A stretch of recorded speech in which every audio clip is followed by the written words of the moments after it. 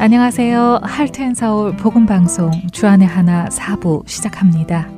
주안의 하나 4부는 필립 켈러 목사님의 책 양과 목자를 읽고 함께 나누는 책 읽는 그리스도인과 은혜의 설교, 성경의 인물들과 사건을 만나는 바이블 드라마가 준비되어 있습니다.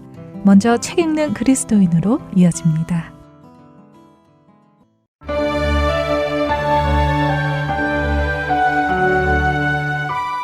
여러분 안녕하세요. 책 읽는 그리스도인 진행의 김혜나입니다. 필립 켈러가 쓴 양과 목자라는 책을 중심으로 여러분과 생각해 볼 주제들을 나누고 있습니다. 이제 시편 23편의 마지막 절에 마지막 문장에 와 있는데요. 바로 내가 여호와의 집에 영원히 거하리로다 라는 구절입니다. 여호와의 집, 여호와의 집이라는 말을 들을 때 여러분의 머리에 먼저 떠오르는 모습은 어떤 것인가요? 아마도 대부분의 분들이 천국에 있는 거룩한 하나님의 성전이 떠오르지 않을까 싶은데요. 맞나요? 어쩌면 어떤 분들은 이 땅에 있는 교회 건물을 생각하실 수도 있겠지요. 물론 맞는 말입니다. 하지만 우리가 집이라는 말을 할 때는 꼭 그렇게 장소적인 개념 혹은 건물적인 개념만을 뜻하는 것은 아닌 것을 여러분도 아실 텐데요. 생각해보면 우리는 이런 말을 자주 합니다. 야, 너희 집은 이렇게 먹는구나. 우리 집은 그렇게 안 해먹는데. 오, 너희 집은 참 화목한 것 같아. 우리 집은 그렇지 못한데. 너희 집은 5월 여름에 어디로 휴가를 다녀왔어? 우리 집은 어디를 다녀왔어? 이런 표현 자주 하시지요? 우리가 이런 표현을 할 때는 비록 집이라는 단어를 사용해도 그 집이 장소적인 개념이나 건물적 개념으로 사용하는 것은 아닙니다. 어떤 의미를 담아서 말하나요? 그렇죠. 바로 가족. 바로 그 가족의 구성원을 지칭하는 말입니다. 다윗이 시편 23편에서 내가 여호와의 집에 거하리로다 라고 고백할 때에 다윗이 의미하는 집은 어떤 집이라고 생각하시나요? 장소적인 개념? 건물적인 개념? 아니면 가족 구성원의 개념일까요? 과연 자신을 여호와의 양이라고 생각하고 여호와께서 자신의 목자라고 생각하는 다윗이 그 목자께서 자신을 어떻게 돌보시는지 잘 아는 다윗이 나는 앞으로 영원히 하나님의 성전에 거할 거야 라는 의미로 이 고백을 했을 것 같으신가요? 아니겠지요. 다윗의 고백은 내가 여호와 하나님의 가족으로 그분의 가정 안에 영원히 거할 것이라고 고백하고 있는 것 아닐까요? 필립 켈러도 같은 말을 합니다. 그는 양과 목자라는 책에서 이렇게 말하지요.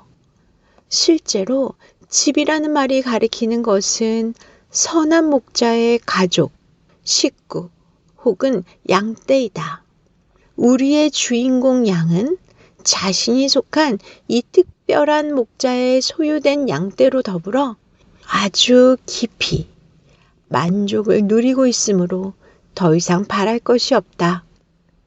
이것은 마치 그가 드디어 하나님의 집에 돌아와 울타리 저편에 보다 덜 행복한 이웃 양에게 자랑하는 것과도 같다. 그는 자기가 지내온 놀라웠던 한 해와 주인에 대한 완전한 신뢰에 대해 자랑하고 있다라고요. 상상이 되시나요?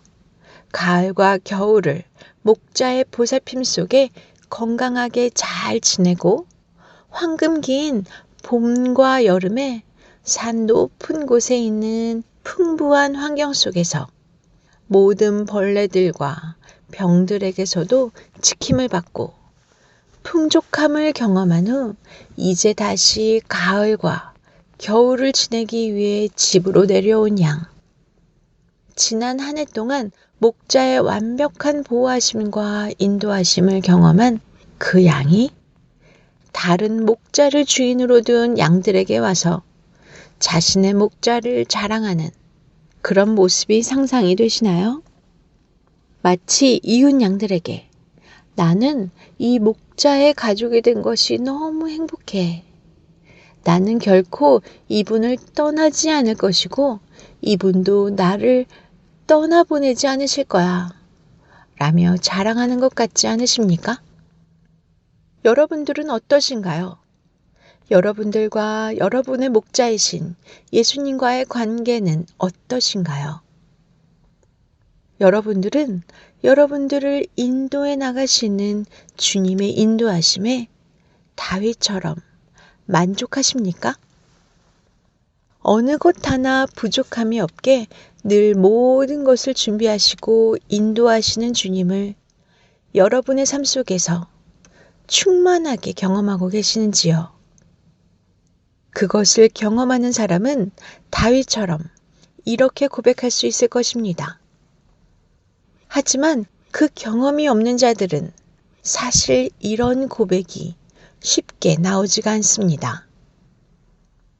여전히 다른 목자의 인도함을 기웃거리고 다른 목자의 목장을 기웃거리며 저쪽이 더 좋지 않을까? 라고 의심해 보기도 하지요. 또한 선한 목자의 인도하심과 보호하심은 좋은 것이니까 그 안에 거하기는 하지만 여전히 내 자신이 원하는 것들을 쫓아 먹지 말아야 할 풀도 뜯어먹으려 하고 가지 말아야 할 곳에 가려 하기도 하는 그런 모습으로 살아가고 있지는 않은지요. 목자 안에서 완전한 기쁨과 만족을 누리지 못하는 양은 결코 내가 이 목자의 집에 영원히 거할 겁니다. 라고 고백하지는 못합니다. 그렇기에 우리는 주님을 경험해야 합니다. 경험을 통해 주님을 알아가야 합니다. 하나님이 우리를 선택하실 때에 그냥 무작위로 선택하지 않으셨습니다. 자신의 양인 우리 한 사람 한 사람을 깊이 고려하여 선택하셨습니다. 그렇기에 그분은 여러분을 깊이 알고 계십니다. 그리고 여러분 또한 그분을 깊이 알기를 원하십니다. 여러분의 목자이신 그분을 더 알기 원하지 않으십니까? 그분 안에서 그분의 인도하심과 보살핌을 받으며 아무런 근심 없이 어떠한 상황에서도 평안한 마음으로 살고 싶지 않으신지요? 모든 것을 아시고 모든 것이 가능하신 그분께서 바로 여러분의 목자이십니다. 그분이 여러분들을 택하셨고 여러분들을 당신의 푸른 초장으로 인도해 가십니다. 그분을 전적으로 믿고 따르시는 저와 여러분이 되기를 간절히 소원합니다. 그리하여 다윗의 20편, 23편 고백이 다윗의 고백뿐 아니라 저와 여러분의 참된 고백이 될 수 있기를 바랍니다. 책 읽는 그리스도인 여기서 마칩니다. 다음 시간에 뵙겠습니다. 안녕히 계세요.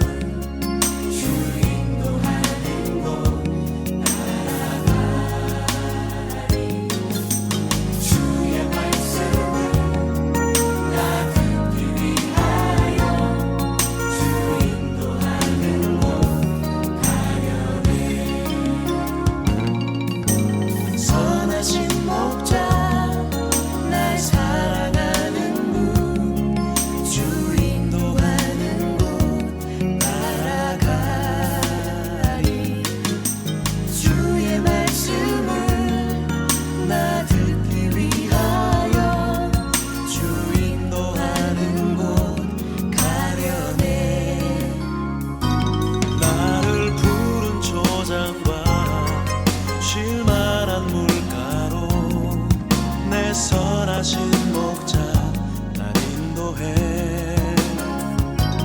험한 산과 골짜기로 내가 다닐지라도 내 선하신 목자 날 인도해 선하신 목자 날 사랑하는 곳 주 인도하는 곳 따라가리 주의 말씀을 나 듣기 위하여 주 인도하는 곳 가려네 나를 푸른 초장과 쉴 만한 물가로 내 선하신 목자 날 인도해 험한 산과 골짜기로 내가 다닐지라도 내 선하신 목자 날 인도해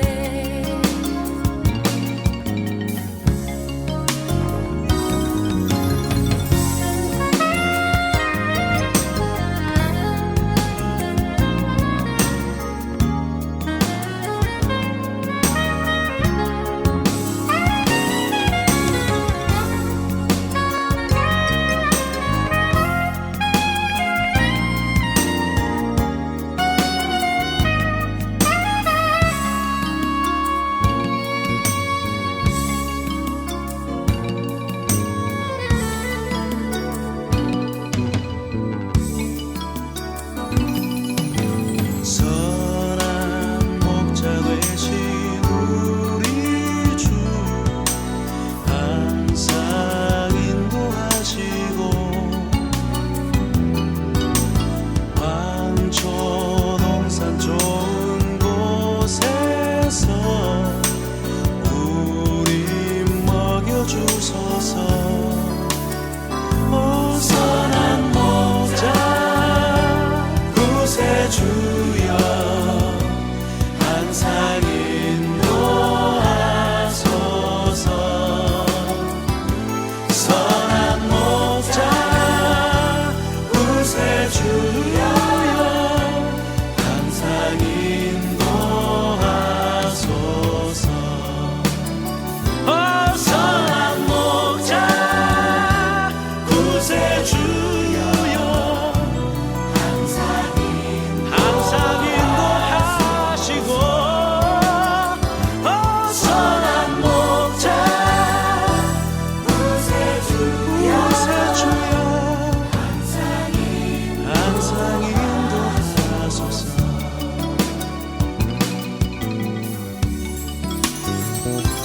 나를 푸른 초장과 쉴 만한 물가로 내 선하신 목자 날 인도해 험한 산과 골짜기로 내가 다닐지라도 내 선하신 목자 날 인도해 나를 푸른 초장과 쉴 만한 물가로 내 선하신 목자 날 인도해 험한 산과 골짜기로 내가 다닐지라도 내 선하신 목자 날 인도해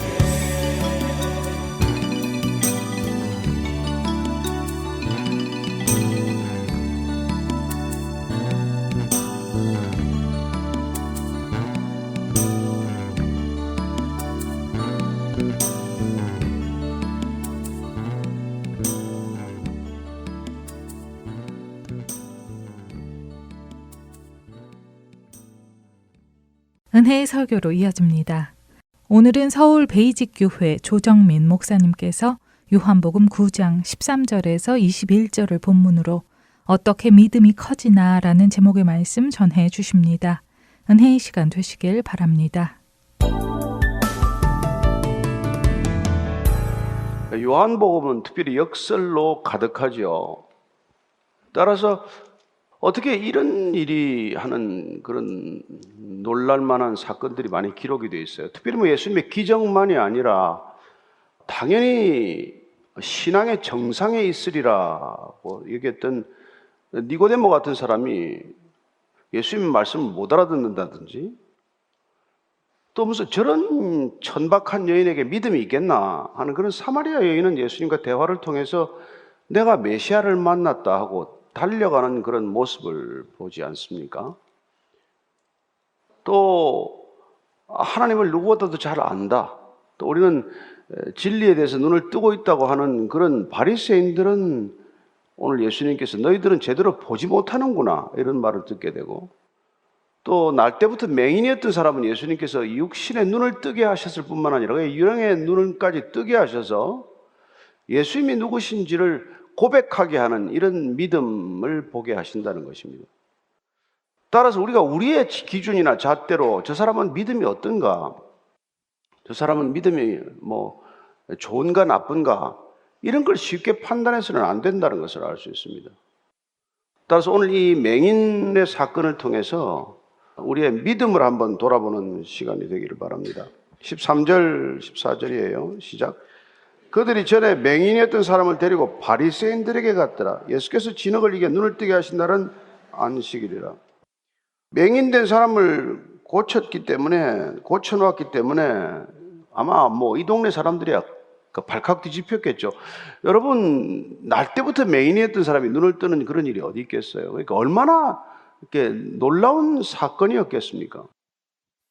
그런데도 불구하고 어떤 사람들에게는 맹인이 눈을 뜬 사건이 문제의 핵심이 아니라 예수님께서 이 맹인의 눈을 뜨게 한 날이 안식일의 규례를 범한 일이었다, 이게 더 큰 관심인 사람들이 있다는 거예요. 그래서 오늘 보니까 이 사람들이 왜 하필이면 예수님께서 안식일날 또 이런 일을 또 하는가? 그래서 이 문제를 어떻게 해석을 해야 되는가? 안식일이라는 규정까지 범해가면서 어겨가면서까지 이렇게 맹인의 눈을 뜨게 하는 건 과연 하나님이 함께 하는 건가? 아니면 이 사람은 혹시 하나님의 뜻과는 다른 무슨 마귀의 능력을 빌어서 하는 건가? 이런 혼란스러운 생각이 생긴 것이죠. 그래서 이 사람들이 고소를 하겠다고 마음을 먹었다면 아마 제사장에게 갔을 거예요. 이게 해석이 잘 안 되니까 바리새인들한테 어떻게 자문을 구하러 간 거예요. 가서 이 사건을 도대체 어떻게 받아들여야 합니까? 유대인들은 지금 계속해서 예수님이 하나님의 뜻을 좇는 선지자나 메시아가 아니라 이 사람은 지금 하나님의 뜻에 정면으로 위배되는 이게 죄인이다, 거짓 선지자다, 이걸 지금 입증하는 데 주력하고 있기 때문에 계속해서 혼란스러움을 겪게 되고 부딪히는 것을 경험하는 것이죠. 그래서 지금 특별히 오늘 이 본문에서는 왜 예수님께서도 안식일에 이 일을 또 이렇게 하셨다, 이걸 기록하고 있는 것이죠. 38년 된 병자를 이렇게 세워서 걷게 하신 날도 안식일이었어요. 또 평생 날 때부터 맹인이었던 자가 눈을 뜬 것도 안식일이었어요. 아니 왜 안식일 날 이런 일을 하시나? 안식일 규정은 그들에게는 생명을 걸고 지켜야 하는 율법인데 38년 된 병자가 안식일 다음 날 일어나면 안 될 게 뭐가 있습니까?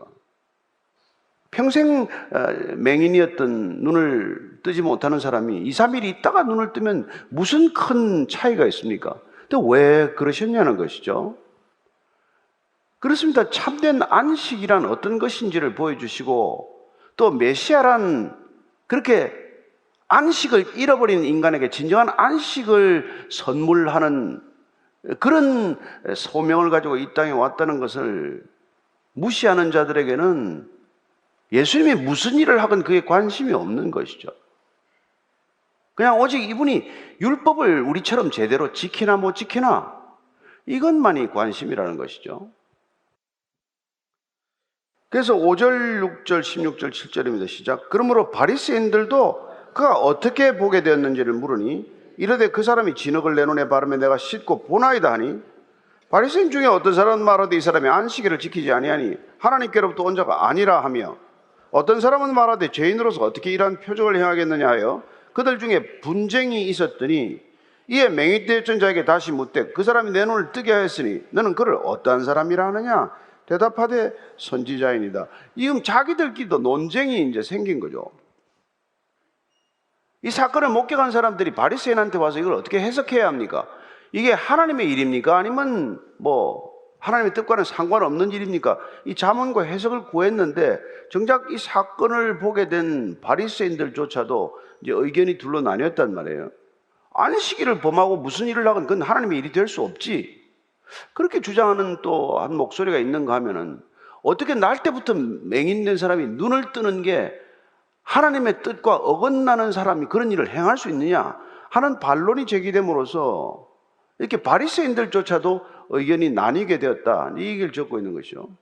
그러니까 바리새인들에게 정작 자문을 구하러 왔으나 바리새인들조차도 의견이 통일을 보지 못하고 속 시원한 해답을 내놓지 못하니까 이 사람들은 도리어 이 맹인에게 다시 물어보는 촌극, 그런 이상한 일이 벌어진 거예요. 그죠?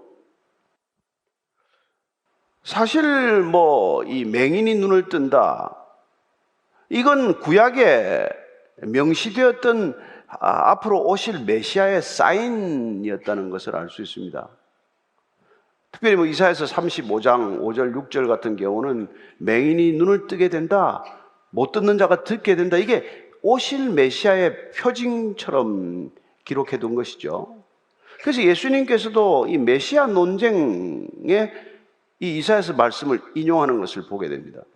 세례 요한이 헤롯을 비판했다가 감옥에 갔지요. 그런데 예수님께서 이런 방구도 없으신 거예요. 아니, 메시아라면 내가 옥에 갇혔는데 무슨 구명운동까지는 못하더라도 무슨 사람을 보내서 전갈이라도 보내야 될 텐데 이렇게 무심할 수 있나 하는 생각도 들었겠죠. 그래서 그가 사람을 보내서 당신이 메시아 맞습니까? 아니면 내가 다른 사람을 메시아로 기다려야 합니까? 이런 질문을 던진 거예요. 그때 예수님 뭐라고 대답하십니까? 누가복음 7장 22절 말씀입니다. 같이 읽습니다. 시작. 예수께서 대답하여 이르시되 너희가 가서 보고 들은 것을 요한에게 알리되 맹인이 보며 못 걷는 사람이 걸으며 나병 환자가 깨끗함을 받으며 귀 먹은 사람이 들으며 죽은 자가 살아나며 가난한 자에게 복음이 전파된다 하라. 이게 메시아가 와서 하시는 일, 메시아가 오셨다는 것을 증거하는 사인들이다 이 말이죠. 맹인이 눈을 뜨고 귀 먹은 자가 듣게 되고 말이죠. 죽은 자가 살아나고 이런 일들이 일어날 것이다라고 세례 요한에게 전해주심으로 메시아에 대한 의심을 가져서는 안 된다는 것을 말씀하고 있었지 않습니까? 따라서 이 당시에 맹인이 눈을 떴다 하는 이 사건만으로도 많은 사람들이 사실은 저분이 메시아야 아닌가 하는 생각을 하는 것은 당연한 것이죠. 문제는 그 예수님께로 향한 관심, 예수님을 쫓기 시작한 무리들 때문에 기존 유대인들과 바리새인들이 불안해하기 시작한 거란 말이에요. 왜 불안해했을까요? 왜 불안했을까요? 뭐 때문에 하나님을 믿는데도 불안합니까? 예수님께서 그 답을 가르쳐 주시지 않았습니까?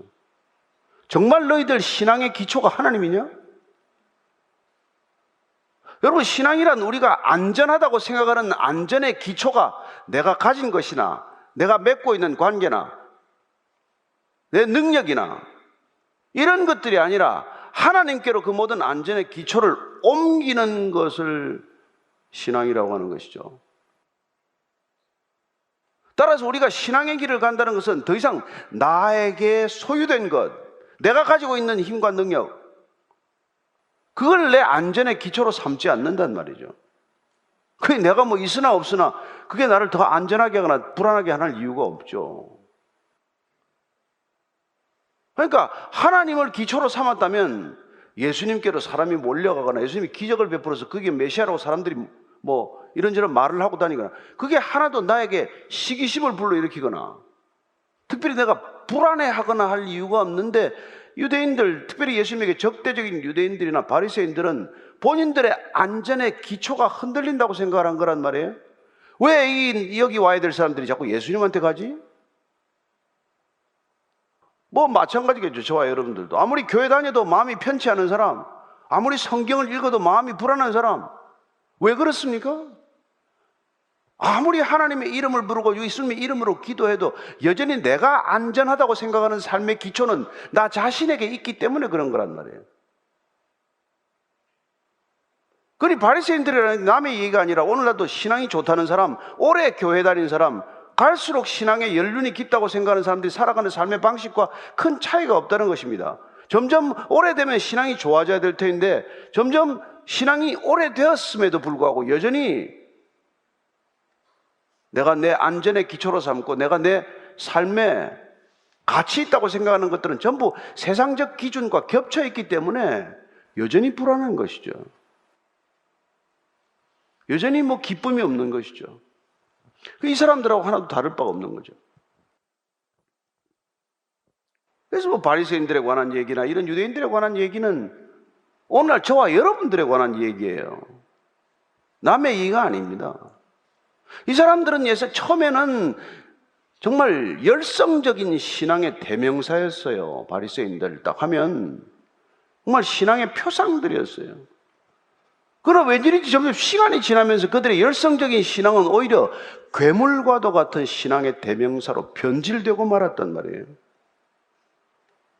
그러니 저나 여러분이나 오래 교회 다녔다고 하나도 안심할 일이 없지 않습니까? 오래 교회 다녀서 뭐가 달라졌는데? 그때나 지금이나 여전히 나는 세상 끝들에 목숨을 메고 있고 그저 세상 일이 잘 되어야 하나님이 함께 하시는 것 같고 여전히 내가 추구하는 것들이 이루어져야 하나님이 나를 지켜보시는 것 같고 그런 신앙이죠. 그래서 불안한 거예요. 여러분들이 계속 내가 이거 성경을 10독이나 해도 이렇게 마음이 안 편하고 그러면 들여다봐요. 내 안을 들여다봐요. 내가 뭘 지금 믿고 있나? 내가 믿는 믿음의 기초는 뭔가 정말? 그걸 위해서 이렇게 성경이 우리에게 주어진 거란 말이죠. 이 말씀에 비춰서 당신은 정말 어떤 신앙의 길을 가고 있는가?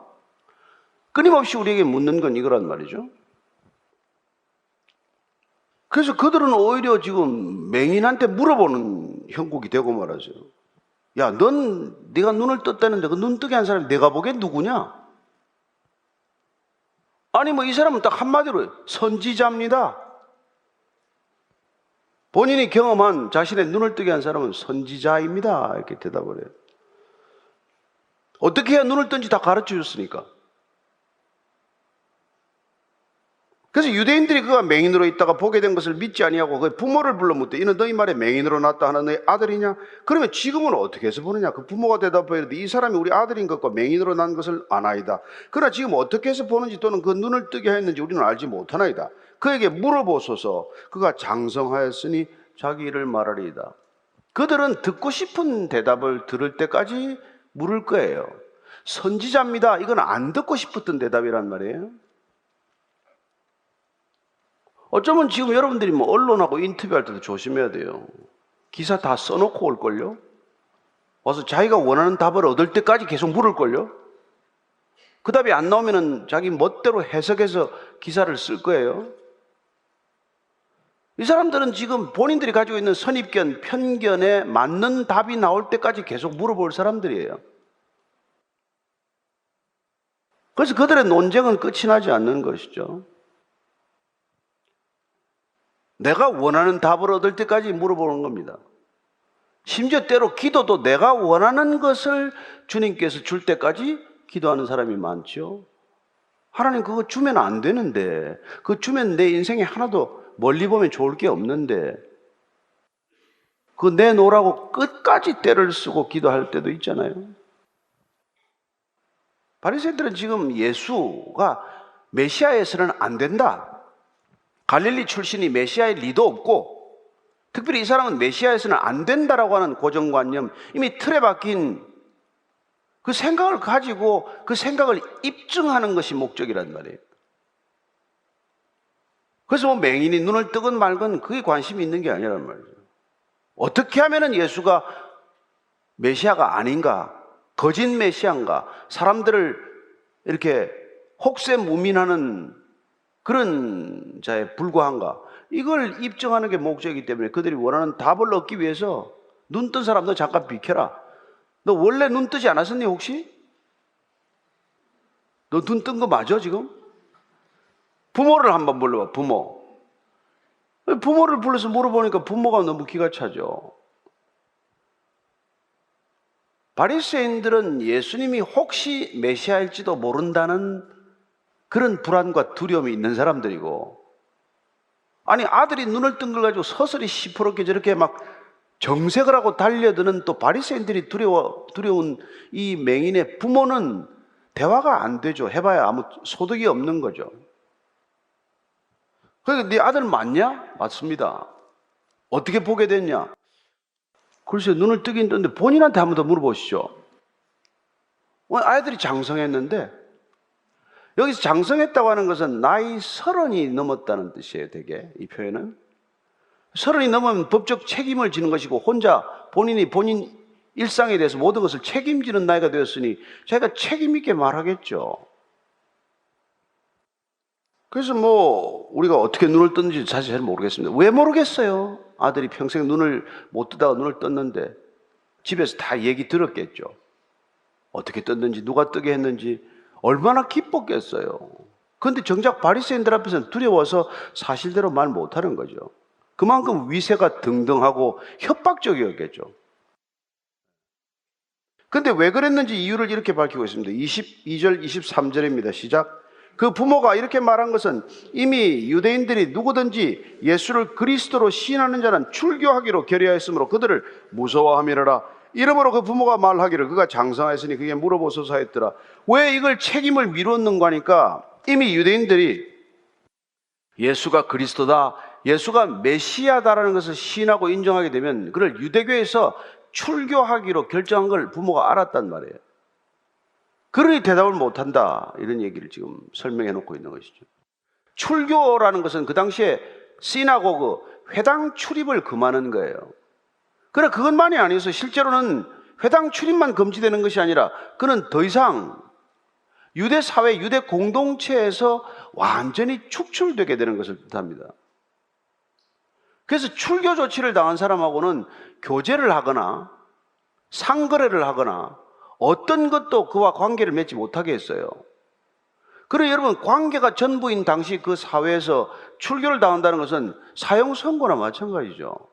더더군다나 출교 조치가 내려지면 그 사람한테는 2m 이내로 접근 금지가 되는 거예요. 그러니 그동안 그렇게 친했던 사람하고도 말 한마디 나눌 수 없게 되는 것이죠. 그런 조치를, 내가 예수가 그분이 메시아 맞습니다 라는 한마디 했다가는 이런 꼴을 당하는데 누가 지금 얘기를 하겠어요? 그러니 그 당시에 이 유대사회에서 예수 믿는다는 것은 목숨 거는 일보다 더 어려운 일이에요. 지금도 마찬가지입니다. 2023년도 마찬가지예요. 이스라엘의 99% 유대인들은 예수가 메시아다 하면 아마 누구나 다 코웃음을 치고 있는 그런 세상이에요. 그 저와 여러분들이 예수님이 이게 메시아라는 걸 믿고 사는 게 이게 얼마나 놀라운 일인지 여러분들 한번 놀라서 까무러쳐 봐야 돼요. 내가 이걸 믿다니. 유대인도 안 믿는데 어쩌다가 내가 이걸 믿게 됐는지 한번 잘 생각해 보셔야 돼요. 그리고 내가 진짜 믿는 건지 더 깊이 생각해 보셔야 한다는 것입니다. 자, 24절 25절이에요. 시작. 이에 그들이 맹인했던 사람을 두 번째 불러 이르되 너는 하나님께 영광을 돌리라. 우리는 이 사람이 죄인인 줄 아노라. 대답하되 그가 죄인인지 내가 알지 못하나 한 가지 아는 것은 내가 맹인으로 있다가 지금 보는 그것이니이다. 이 사람 실컷 얘기했는데 지금 믿지 않고 똑같은 질문 또 하는 거예요. 자기들이 원하는 질문, 원하는 답 얻을 때까지. 이 사람들이 듣고 싶은 것은 예수님이 내 눈을 뜨게 한 게 아니다. 그 사람 죄인이다. 이런 거짓 진술 하나 받아내는 게 목적 아니에요? 그래서 속이 답답하니까 내가 말하지 않았느냐? 왜 또 듣고자 하냐? 당신들도 그의 제자가 되려 하느냐? 이게 이제 뭐 맹인이 겁이 없어요. 근데 내가 한 가지 아는데, 그건 내가 맹인으로 있다가 지금 보는 것, 이 한 가지 사실을 안다는 거예요. 여러분, 얼마나 중요한 얘기입니까? 우리가 예수님 잘 설명할 수 없을지 몰라도, 예수님 누군지 우리가 장황하게 얘기할 수 없을지 몰라도, 우리가 한 가지 아는 것, 이게 있어야 구원받은 사람이고, 이게 있어야 예수님을 만난 사람이란 말이에요. 내가 예수님을 만났더니 내가 한 가지 확인할 수 있는 건, 내가 그전에는 못 보다가 지금 보게 되었습니다. 나는 이전과 이후가 확연히 다른 사람입니다. 나는 예수 만나기 이전에는 못 보았고 예수 만난 이후에 보게 되었습니다. 이게 우리의 신앙 고백 아니에요? 이런 경험이 저와 여러분 모두에게 있는 줄로 믿습니다. 우리 신앙이란 여러분 예수님 만나기 이전과 이후가 이렇게 확연히 달라진 것을 경험하는 삶이에요. 그전에는 본다고 하나 못 봤지만 지금은 보게 되었습니다. 옛날에는 사람들 속에 있는 게 무엇인지 몰랐는데 지금은 사람들 속에 있는 게 무엇인지 다 알게 되었습니다. 옛날에는 죽으면 어떻게 되는지 몰랐는데 지금은 죽으면 내가 어디에 있는지 알게 되었습니다. 옛날에는 죽음이 어떤 것인지 잘 모르는데 지금은 죽음을 보지 않을 것이라는 사실을 내가 알게 되었습니다. 이렇게 고백할 수 있는 저와 여러분의 신앙이 되기를 바랍니다. 나는 예전과 다릅니다. 전혀 다른 사람이 되었습니다.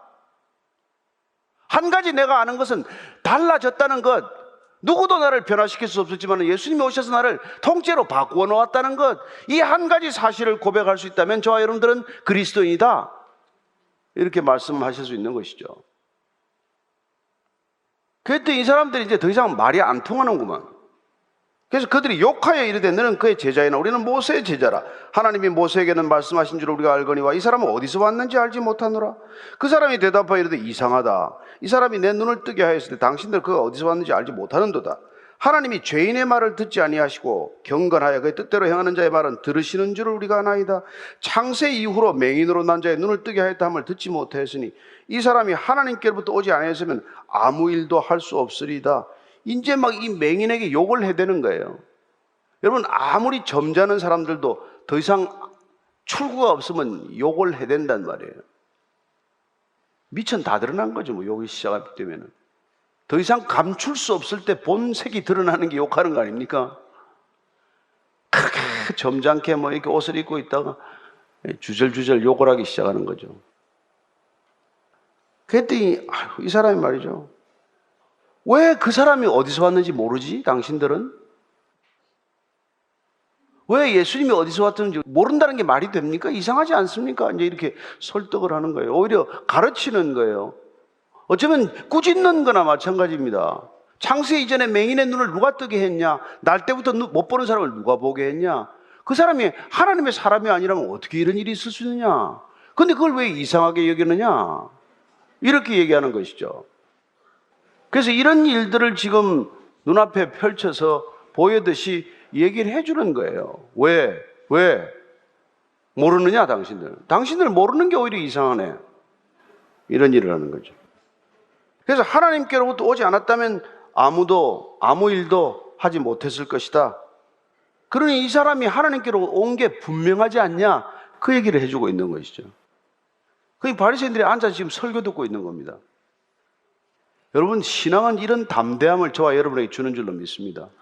뭐가 두려워서 더 말 못하겠습니까? 출교가 뭐가 두렵겠습니까? 다 두려워하는 사람이죠. 가장 두려워하는 사람들이 오히려 바리새인이고 오히려 유대인들이고 오히려 맹인의 부모지만 정작 맹인은 지금 무슨 일이 안에 어떤 일이 일어났는지 그는 담대하게 지금 믿음을 증언하고 있는 것이죠. 그렇습니다. 사마리아 우물가 여인도 마찬가지였죠. 예수님과 몇 마디 대화하다가 그는 메시아를 만났다고 물동이를 버려두고 가서 동네 마을에 외치는 사람이 된 것이죠. 이 맹인 또한 예수님을 처음 만났지만 그의 눈을 뜨게 한 이 사건을 통해서 그는 영적인 눈까지 뜨게 되는 놀라운 경험, 따라서 육신의 눈을 뜨는 사건에 그치지 않고 이 사건이 믿음 사건, 그리고 예수 사건이 된 사람이 된 것, 이걸 지금 사도 요한이 기록하고 있는 것이죠. 우리에게 일어나는 어떤 사건이든 우리가 그 이전에 나와 이후에 내가 달라지는 것을 경험했다면 그야말로 참된 믿음 사건이요, 그게 예수님 만난 예수 사건이 되는 것입니다. 어찌 같을 수가 있겠습니까? 어찌 저가 여러분들이 예수 안 믿던 때하고 믿던 때하고 같을 수가 있겠습니까? 그랬더니 이제 이 사람들이 이렇게 말합니다. 34절이에요. 시작. 그들이 대답하여 이르되 내가 온전히 죄 가운데 나서 우리를 가르치느냐 하고 이에 쫓아내어 보내니라. 이제 설교 듣다가 이게 이제 확 열이 뻗친 거죠. 그죠? 야, 너가 지금 누구를 가르치려고 하느냐? 내가 누구를 가르치려고 하느냐? 너 어디다 대고 나를 가르치려고 하느냐? 이게 여러분 교만병의 전형적인 모습이에요. 교만이란 무엇입니까? 나를 가르칠 수 있는 사람을 내가 정하는 거예요. 그게 교만 아닙니까? 내가 당신 같은 사람한테 배울 사람이 아니라 내가 배울 사람은 따로 있어. 이게 교만의 전형적인 거란 말이에요. 그래서 바리새인들은 유명한 랍비가 아니면 배울 생각조차 하지 않았어요. 겸손이란 무엇입니까? 누구에게서나 배울 수 있는 사람이에요. 그렇지 않습니까? 어린아이건 어른이건 남자건 여자건 한국인이건 외국인이건 우리가 마음을 열면 다 배울 만한 점이 있다는 것, 그걸 인정하는 게 우리가 겸손 아닙니까? 그런데 어떻게 내가 저런 인간한테 이런 말을 들어야 하나? 그러면 내가 교만이 아주 성숙한 줄로 아시면 됩니다. 아볼로는 어떤 사람일까요? 에베소에서 바울과 이렇게 알게 된 이 아볼로는요, 이 사람은 알렉산드리아 출신이에요. 성경에 통달한 사람이에요. 누구에게 성경에 밀려본 적이 없는 사람이에요. 근데 브리스길라와 아굴라 부부가 이게 아볼로 설교를 들어보니까 빠졌어요. 부활과 성령 세례에 관한 부분이 약해. 그래서 브리스길라와 아굴라 부부가 아볼로 담임 목사죠. 나중에 고린도 교회 담임 목사죠. 불렀어요, 집에. 불러서 이거 설명합니다.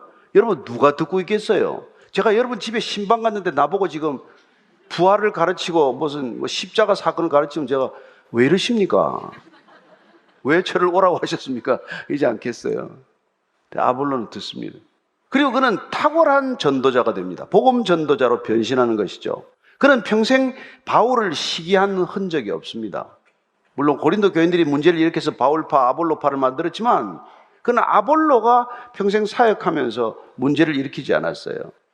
유심히 봐야 할 사람입니다. 저와 여러분들이 평생 예수 믿으면서 누구 얘기든지 들어줄 수 있는 사람이 되기를 바랍니다. 내가 너한테 이런 얘기 들으려고 내가 왔냐? 그러지 마시고 아이의 얘기도 들어주고, 어른들의 얘기도 들어주고, 말이 되는 얘기도 좀 들어주고, 말이 안 되더라도 좀 들어주고, 다 말 못해서 속에 한이 맺힌 사람들 아닙니까? 들어주기만 해도 여러분 겸손하다는 말씀을 들을 거예요. 이거 제가 쟤한테 설교하는 거예요. 니나 잘 들어라.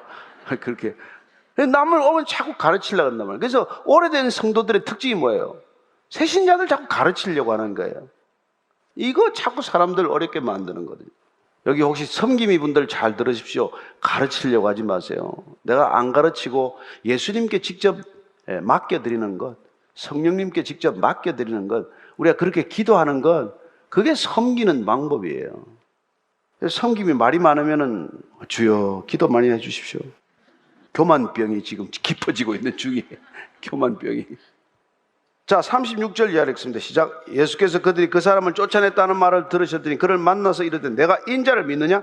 대답하여 이르되 주여 그가 누구시오니까 내가 믿고자 하나이다. 예수께서 이르시되 내가 그를 보았거니와 지금 너와 말하는 자가 그이니라. 이르되 주여 내가 믿나이다 하고 절하는지라. 어떻게 그의 믿음이 점핑하는지를 보여주고 있어요. 예수님은 그를 주시하셨습니다. 그가 드디어 쫓겨났다는 얘기를 들었어요. 사실상 출교죠. 사실상 그 사람은 갈 곳이 없습니다. 아니, 눈을 뜨게 되었는데 왜 이런 비극적인 사건이 생깁니까? 예수 믿고 이런 일 한두 번 겪으셨습니까? 예수 잘 믿어보겠다고 결정했는데 좋은 일만 있습니까? 예수님이 딱 보고 있었던 거예요. 어떤 일이 일어날지. 그래서 그를 찾아가신 겁니다. 그리고는 그의 믿음이 한 단계 더 올라가야 한다는 것을 알고 계시기 때문에 물어보는 것입니다. 내가 인자를 믿느냐? 내가 나를 믿느냐? 이제 믿어야 할 때, 믿음을 결단해야 될 때가 된 것이죠. 온전히 믿음을 결단해야 될 때가 왔다는 것입니다. 더 이상 그렇게 믿음을 결단하지 않으면 어디서도 이제는 살 수 없는 사람이 된 것이죠. 그래서 인자가 누굽니까? 제가 믿겠습니다. 그런 마음이 가난해도 이렇게 가난해질 수가 없어요. 눈은 떴는데 말할 수 없는 기쁨을 잠시 맛보았는데 모든 사람들에게 지탄받는 사람이 되고 만 것이죠. 그래서 제가 지금은 주님만을 믿지 않으면 안 되는 상황입니다. 주님, 제가 믿고 싶습니다. 내가 그니라, 너와 말하는 내가 곧 그니라, 나를 믿으라고 말하는 예수님께서, 오늘 혹시 예수님이 누구신지 아직도 미심쩍은 분이 있다면 예수님이 바로 하나님이시다, 이걸 믿게 되시기를 바랍니다. 예수님이 그리스도시다, 이거 하나 확실히 믿고 돌아가는 것이 우리의 생애입니다. 예수님 그분만이 우리를 구원하실 수 있는 분이다, 믿는 것이죠. 그래서 내가 믿습니다 라고 고백합니다. 입으로 시인하여 구원에 이르게 됩니다. 내가 주님을 믿습니다. 그리고 그는 절하는 것을 보게 됩니다. 그는 바로 경배를 표합니다. 그는 바로 예배자가 된 것입니다. 바른 믿음은 언제나 하나님께 경배를 표하고 하나님께 예배자로 서는 것이죠. 한순간에 그는 진정한 예배자로 거듭났다는 것을 알 수 있습니다. 예수님께서 이 사람을 이렇게 세우시고 이제 눈먼 맹인이 아니라 일어서서 홀로 신앙을 지켜나갈 수 있는 자로 세우시고 이제 뒤로 물러나십니다. 39절에서 41절까지입니다. 시작. 예수께서 이르시되 내가 심판하러 이 세상에 왔으니 보지 못하는 자들은 보게 하고 보는 자들은 맹인이 되게 하려 함이라 하시니, 바리새인 중에 예수와 함께 있던 자들이 이 말씀을 듣고 이르되 우리도 맹인인가? 예수께서 이르시되 너희가 맹인이 되었더라면 죄가 없으려니와 본다고 하니 너희 죄가 그대로 있느니라. 오늘 예수께서는 앞에 했던 말씀과는 다른 말씀을 하세요. 그분께서는 내가 심판하러 오지 않았다고 말씀하지 않았습니까? 요한복음 3장 16절, 17절, 18절입니다. 시작. 하나님이 그 아들을 세상에 보내신 것은 세상을 심판하려 하심이 아니요 그로 말미암아 세상이 구원을 받게 하려 하심이라. 그를 믿는 자는 심판을 받지 아니하는 것이요 믿지 아니하는 자는 하나님의 독생자의 이름을 믿지 아니함으로 벌써 심판을 받은 것이니라. 심판하러 오지 않았다고 그랬는데 오늘 심판하러 오셨다고 말하는 것은 앞뒤가 안 맞는 말씀 아니에요? 상반되고 틀린 표현 아닙니까? 그렇습니다. 예수님을 믿지 않는 것 자체가 심판이라고 말씀하신 것이죠. 심판하러 왔다고 하나 심판하러 오지 않았다고 하나 구원하러 왔다고 하나 말씀은 동일한 말씀이라는 것입니다. 그래서 정죄가 무엇입니까? 빛이 세상에 왔을 때 사람들이 자기 행위가 악하기 때문에 빛보다 어둠을 택하는 것, 예수님이 왔지만 예수님을 택하지 않는 것, 이게 곧 심판을 스스로 심판을 받고자 하는 것이라는 거예요. 그래서 그분은 심판하러 오지 않았고 구원하러 왔지만 본인이 심판을 택함으로 심판의 길로 감으로 본인은 예수님을 심판하러 오신 분으로 만들고 있는 셈이 되는 것이죠. 여러분은 심판주로서 예수님을 만나십니까? 아니면 구원주로서 예수님을 만나고 계십니까? 날마다 우리의 삶이 증언할 것입니다. 날마다 우리의 신앙은 심판대인지 구원의 앞인지 스스로가 결정할 것입니다. 오늘 마지막은 뭐라고 말합니까? 예수님께서는 물러나시죠. 그리고는 중요한 말씀을 하십니다. 보지 못하는 자들은 보게 하고 보는 자들은 맹인이 되게 하려 합니다. 그게 심판이라는 거예요.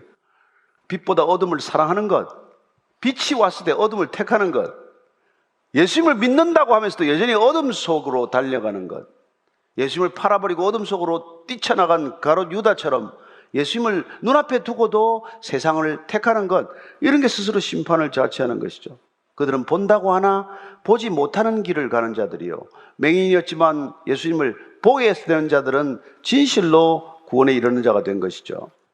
그래서 오늘 예수님은 무서운 말씀을 하십니다. 너희가 차라리 맹인이 되었다면 볼 기회가 있을 터인데 너희들이 본다고 하기 때문에 중요한 것은 무엇입니까? 죄가 그대로 있다는 것입니다. 구원받은 줄 철석같이 믿었는데 구원 못 받고 있는 사람들이 있을 수 있다는 것이죠. 예수님 믿는다고 평생을 시간을 허비했는데 예수님 믿는 것과 상관없는 사람이 있을 수 있다는 것이죠. 어떻습니까? 저와 여러분의 신앙은 어떤 신앙입니까? 오늘 그 질문을 스스로에게 물었는 그런 주일이 되기를 바라고, 주일 저녁까지 그 질문에 대한 답을 스스로에게 들려주는 시간이 되기를 바랍니다.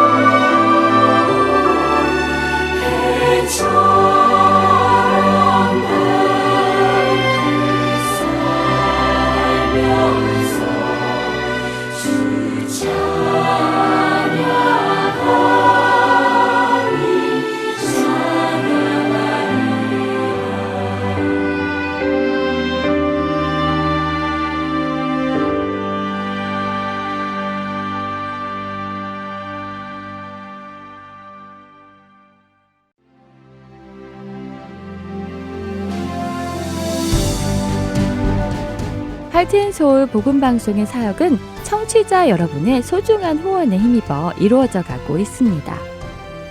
매월 정기적인 후원은 저희 사역을 계획하고 추진해 나가는 데 기초가 됩니다. 홈페이지 www.heartandsoul.org로 접속하셔서 참여하기를 눌러 크레딧 카드로 매달 정기적으로 후원하실 수 있습니다. 어카운트 셋업에 도움이 필요하신 분들은 602-866-8999로 전화 주시면 도와드리겠습니다. 여러분의 기도와 후원으로 예수님의 생명의 말씀이 필요한 곳에 전달됩니다.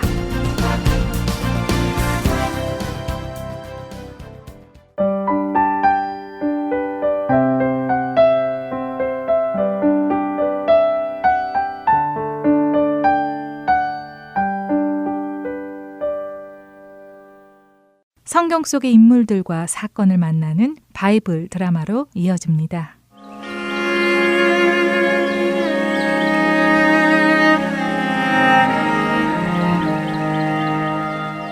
시청자 여러분 안녕하세요. 바이블 드라마 사무엘편 진행의 박영규입니다.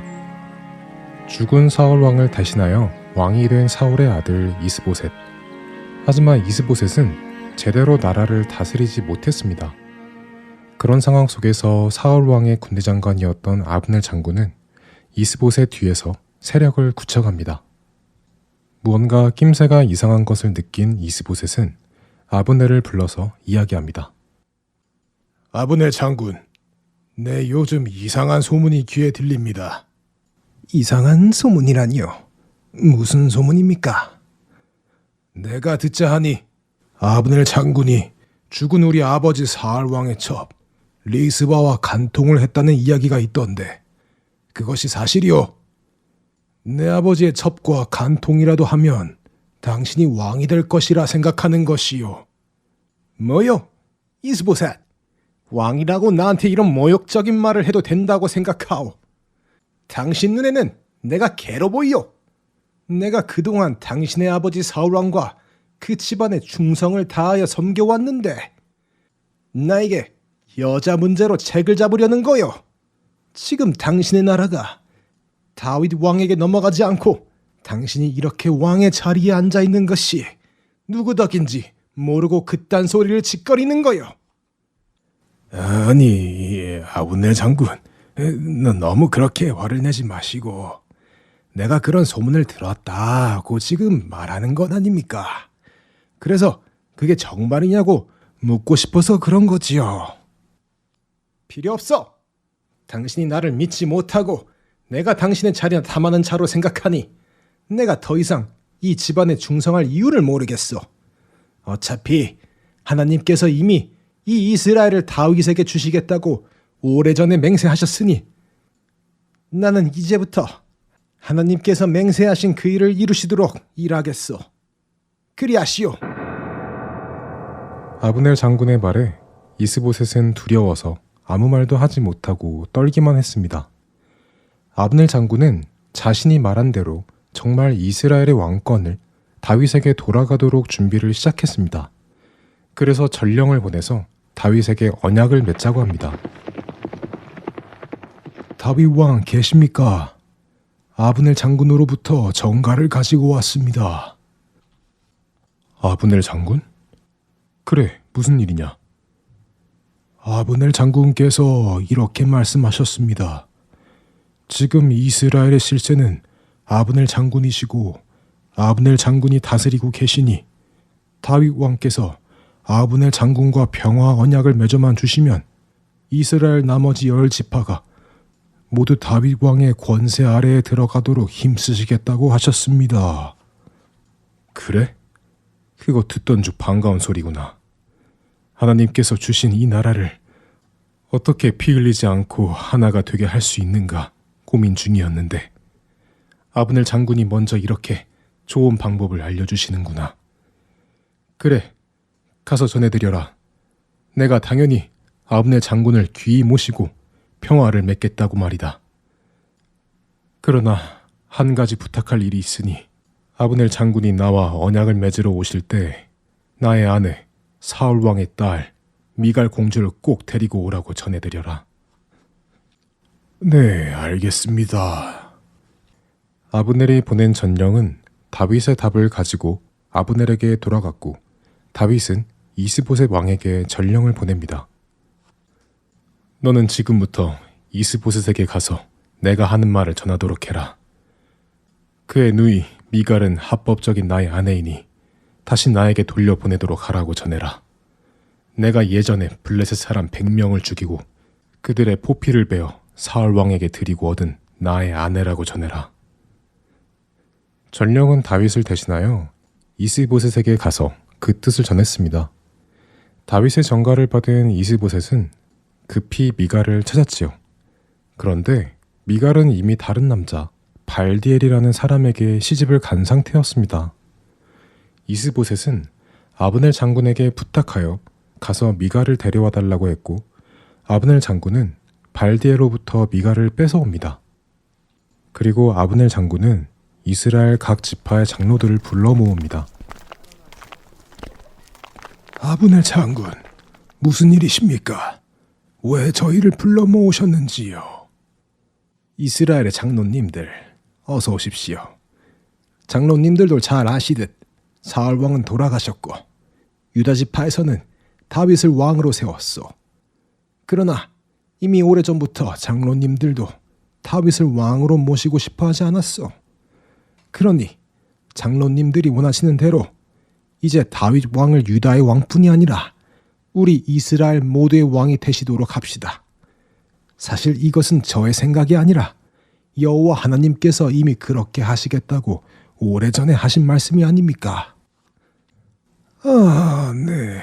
그랬습죠. 맞습니다. 맞아요. 하나님께서 이미 오래전에 내 종 다윗의 손으로 내 백성 이스라엘을 블레셋뿐 아니라 모두 원수의 손아귀에서 건지시겠다고 하셨지요. 찬성입니다. 아브넬 장군은 이스라엘 12지파 중 사울 왕의 지파인 베냐민 지파의 장로에게 특별히 부탁을 했습니다. 혹시라도 베냐민 지파가 자신들의 지파에서 왕이 나왔기 때문에 그 왕권이 다른 지파에게 넘어가는 것을 불쾌하게 여길 수도 있었기 때문이죠. 여러 장로님들이 꼭 아셔야 하는 것은 제가 지금 나라를 다윗 왕에게 팔아먹는 매국노가 아니라는 것입니다. 이 일은 이미 하나님께서 그렇게 하시겠다고 하신 일이니 어느 누가 막을 수 있습니까? 저는 하나님의 일을 할 뿐입니다. 아브넬 장군은 그렇게 이스라엘 지파들을 설득하고는 다윗을 만나러 다윗이 있는 헤브론으로 출발합니다. 바이블 드라마 사무엘편 다음 시간에 뵙겠습니다. 안녕히 계세요.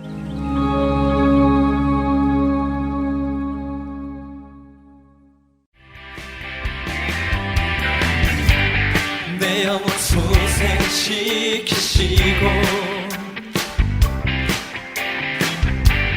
자기 이름을 위하여 의의 길로 죽음의 길을 걸어갈 때 주 말씀 따라 힘없네 내 영혼 소생시키시고 자기 이름을 위하여 의의 길로 죽음의 길을 걸어갈 때 주 말씀 따라 힘없네 주는 반석 주는 산성 주는 나의 피난처 주는 내 빛 주는 내 길 주님만이 나의 힘 주는 반석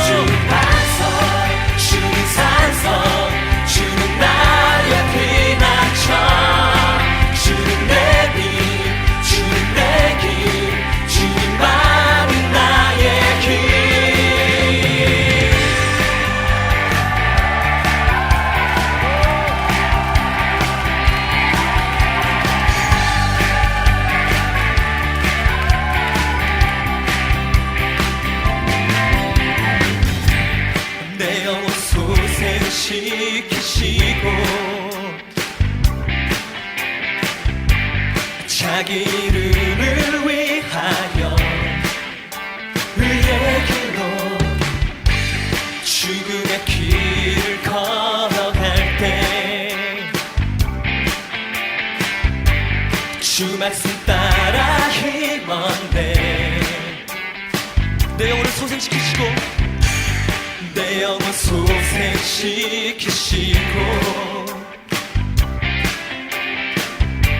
자기 이름을 위하여 의의 길로 죽음의 길을 걸어갈 때 주의 말씀을 따라 주 말씀 따라 힘원내 주님 반석 주님 산성 주님 나의 피난처 주님 내 빛 주님 내 길 주님만이 나의 힘 주님 반석 주님 산성 주님 나의 피난처 주님 내 빛 주님 내 길 주님만이 나의 힘 두려움 없네 두려움 없네 두려움 없네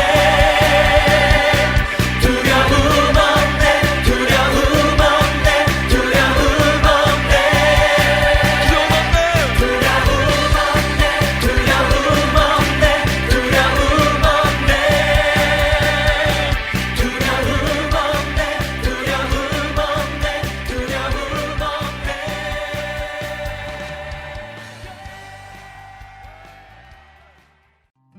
주안의 하나 4부 준비된 순서는 여기까지입니다. 은혜와 진리 위에 견고히 서서 그리스도의 빛과 향기를 전하는 매일 매 순간이 되시기를 소망하며 오늘은 여기서 마치겠습니다. 다음 시간까지 안녕히 계세요. 고맙습니다.